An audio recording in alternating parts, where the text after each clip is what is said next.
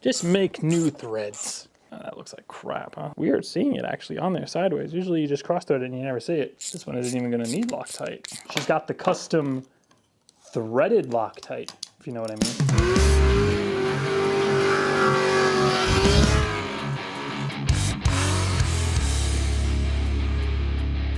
So today we are back working on what else? The Escalade again. But first of all, if you're new here, click the link at the top of the screen. That's gonna bring you to my Escalade playlist. There's not too many videos on this thing yet, but I am working on building out a GMT 900 playlist on this as I try to restore it to its former glory. A nice, reliable, it's hard to say with the GMT 900 stuff, owning this thing for just like driving it for a few weeks, but a nice, reliable daily driver of some sort. But today we are going to be tackling one thing on this list, and I think that's gonna have to be the catch can. So I picked this catch can up. There's nobody off camera. That'd be pretty cool though if there was, huh? So I picked this up off of Amazon. Evil Energy makes it. It is a $35 catch can. I run the same one in my Tahoe. And for the money, kind of like the Walmart battery, even though it seems like Costco apparently kind of has the Walmart battery beat, because you can still get a 3-year warranty battery from Costco for under $100. This is a great catch can for $35, and in my opinion, you can't beat it, especially on like a daily driver. It'll work perfectly fine. It's really high quality, and I really like using them. I put the same one in my Tahoe. I haven't made a video on it, and I put it in months ago when I put the intake on, years possibly at this point. But it works, and it's budget friendly. I'll put a link to it down in the description. So here's everything that's in the box. You get some instructions. They actually give you all the clamps and fittings and stuff like that. You get some nice hose. You got some steel wool kind of shaving stuff. That actually goes in the can. I guess it acts as kind of like a baffle to soak the oil up and let it drip into the can. You get a bracket, and then you get, well, most importantly, a sticker, but also the catch can itself. And look at this thing. Like, you have to feel it too. Like, it feels really well made for $35. And it has a couple of tricks on its sleeve. Well, not tricks, it has one trick. It has a dipstick. So it comes apart like a regular catch can. You could just unscrew the bottom here.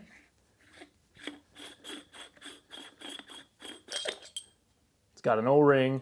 Up in here, this comes off as well. And this is where that steel wool is gonna go. So we're just gonna take some of that, kind of stuff it inside of here. But yeah, it has a dipstick. So, you know, if your car potentially blows a lot of oil, you could just come in here and pull this out. It's got a little O-ring on it so it's not gonna leak.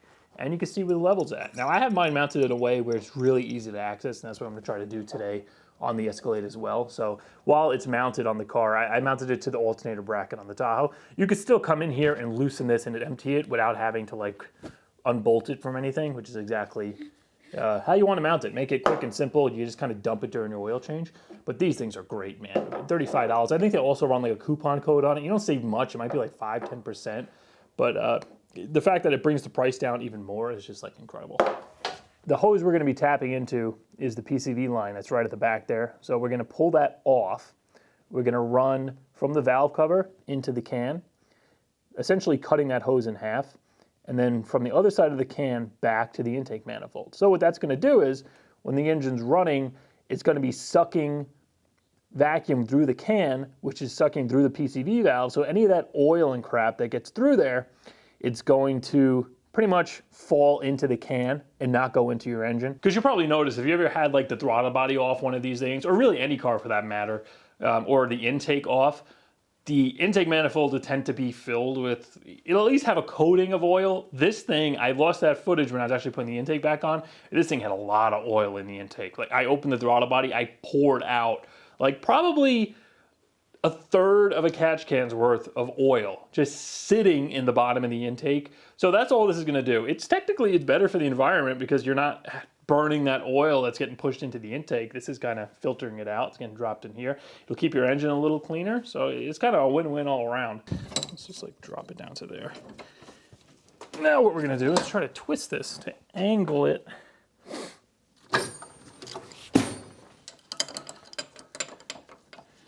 So I can, kind of aim it where it needs to go. I don't need as much hose. That's better. The aluminum is it's kind of cracking a little bit, but you know what? That'll be fine. Is it? Just a tiny bit. That'll be fine. Yeah, the instructions for this thing are actually incredible. Like, they have colored pictures. So we're not going to be using these, but if you need them, you know, they look fantastic. And pretty much all we're going to do is take the size of our hose. I think these are 3/8. That's what the PCV on the Escalade is. These are way too big. These look like they've got to be, what, like 1/2 inch? So I think we'll use these. We're going to put a little bit of Teflon tape on them, just because I did that with the Tahoe, and I do think they do show you that in the instructions. And then these O-rings, I think, go at the bottom of these. But I think that's going to be what we're going for.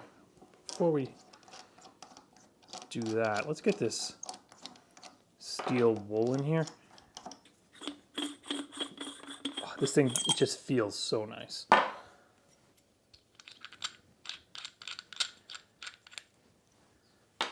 Now, I believe I think this separates again. Yeah. So this comes apart again, and then we're going to stick some of this stuff in there. Get some scissors.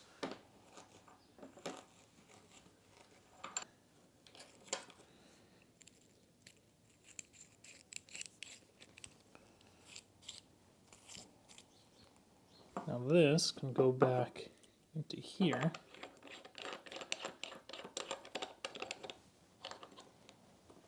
Perfect. And then our can could go back on. Look at that. Nice, satisfying seal. Perfect. All right, so now we'll take our O-rings here. Go with our 2 3/8 fittings. We'll slip these guys down. Yeah, that actually feels good. All right, we'll use that. But on top of that, I'm going to put some Teflon tape just to further seal it. Because remember, vacuums are going to be going through this. So it needs to be sealed up or you're going to have a vacuum leak. Snug these up. I don't want to, you know, obliterate those O-rings.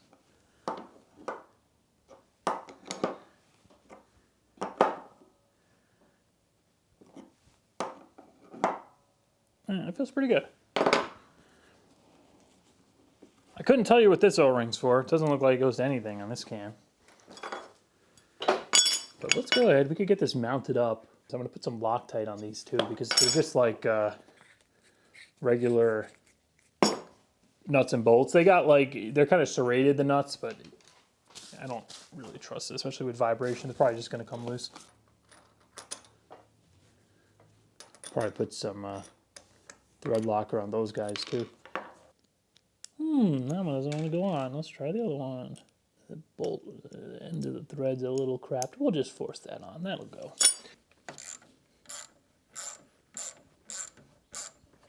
You know, you want to go in super sideways? Go in super sideways. Who cares? Just make new threads. Oh, that looks like crap, huh? Weird seeing it actually on there sideways. Usually you just cross-thread it and you never see it. You know what? That'll be fine. This one isn't even going to need Loctite. She's got the custom threaded Loctite, if you know what I mean. Ouch! Drop of the good stuff on there. We want this never coming off. I mean, the way I'm installing it, you're not gonna, there's no reason for it to have to come off anyway. Everything is accessible, and you can even take the whole assembly off with the bracket attached. So that's taken care of. So I guess we could go get this mounted up now. We'll just put that one screw through the bottom. Yeah, ideally I'd have 2 mounting screws, but you know, once again, it's just a catch can. It'll be fine. Check our beautiful custom fitment now. Got to make sure we get that harness back under there. That, you know, retainer for this. Put that guy back on top. That's exactly how I did it in Tahiti. And now, being I cut that back part down, I could kind of make it look real nice and level. Oh yeah, that's exactly what I wanted. Perfect. And you know, 1 screw, that'll be fine. It's actually a little bit crooked. That's gonna annoy me. Just give her a little of that. Now it's perfect. And that'll be fine. So this went to the top of the intake. This end went to the PCV valve. So I connected our rubber hose here to the valve cover, the PCV side. That's going to go to right over here. And then that's on the out, I believe. No, but that's got to go there. In. So coming in from the valve cover goes there. And then out of the can is going to the intake. So this one's going to go here. It looks like that'll be fine. Just it's going to be tight. I don't know if I have enough hose. Because then I got to take this. That might work.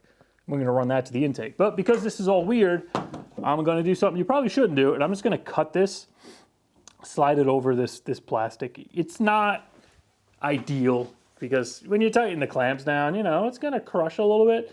You think scissors will do it?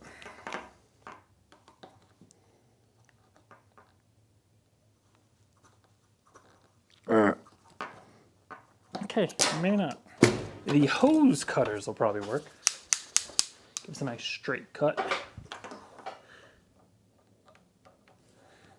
Yes.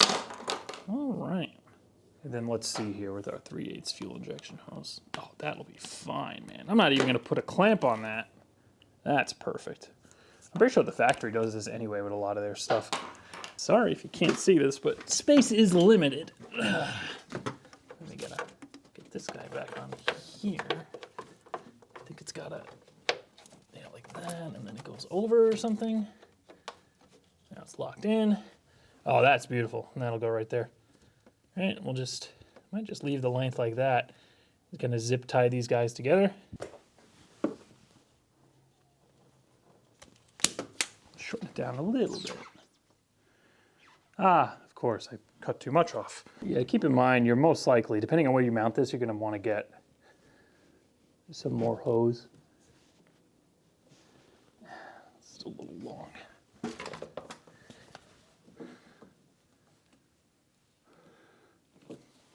Another inch.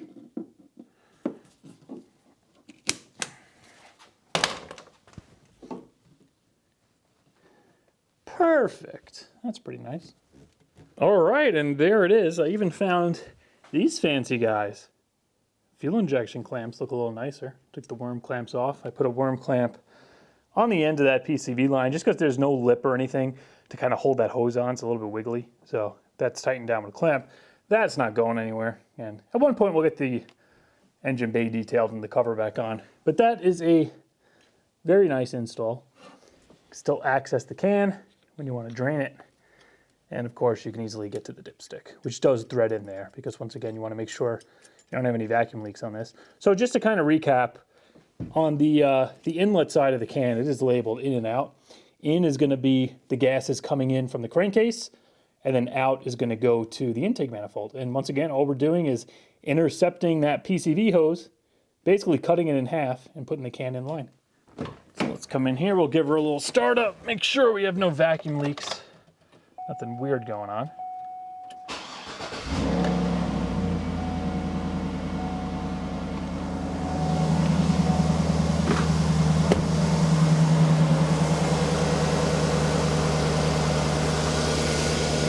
You'll see if I pull this out.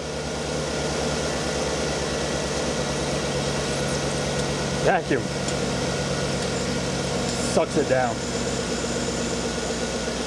But yeah, pretty simple install. Once again, I love these cans, man. It's such a great deal. Comes with everything you need.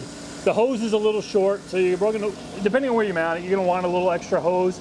But I mean, for $35, plus when they run a coupon code, like it's such just a nicely made unit. I definitely recommend picking one up. Once again, it's going to be in my Amazon store, and I'll also link it down below.